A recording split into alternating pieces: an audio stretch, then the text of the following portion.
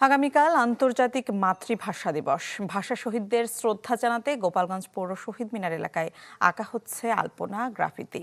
একদল শিক্ষার্থী অঙ্কন করছেন আলপনা। এই আয়োজনের মধ্য দিয়ে নতুন প্রজন্মের সামনে গৌরবোজ্জ্বল ভাষা আন্দোলনের ইতিহাস তুলে ধরা হবে বলে জানিয়েছে কর্তৃপক্ষ। এ গ্রেড ক্লিংকারের কনফিডেন্স সিমেন্ট, বাংলাদেশের হৃদয় জুড়ে। দাম দিয়ে কিনেছি বাংলা। কিছুদিন থাকে ক্যালেন্ডারে, আর কিছুদিন থাকে রক্তে লেখা। ২১ তেমনি একটি দিন। ১৯৫২ সালের ২১ ফেব্রুয়ারি মায়ের ভাষায় কথা বলতে পারার দাবিতে রাজপথে নেমেছিলেন ছাত্ররা। পাক সেনাদের গুলিতে ঝরে পড়ে সালাম, বরকত, রফিক, জব্বর সহ নাম না জানা অনেকের প্রাণ। ১৯৯৯ সালে এই দিনটিকে আন্তর্জাতিক মাতৃভাষা দিবস হিসেবে স্বীকৃতি দেয় ইউনেস্কো।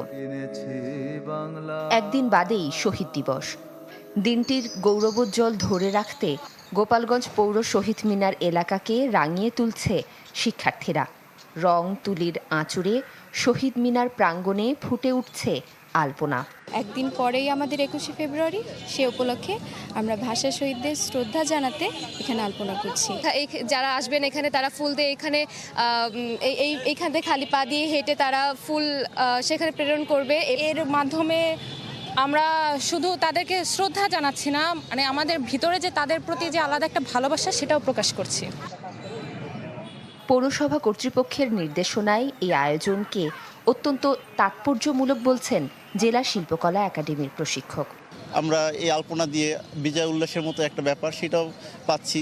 তার সঙ্গে আপনি গেট দেখতে পাচ্ছেন, গেটেও কালো কাপড় দিয়ে, মানে ওইটা শোকের একটা বার্তা বহন করে, আর এইটা হচ্ছে শোকের সঙ্গে সঙ্গে আমরা আনন্দটাকে পেয়েছি, এইটাই আর কি আসলে আমাদের বোঝানোর ব্যাপারটা এখানে।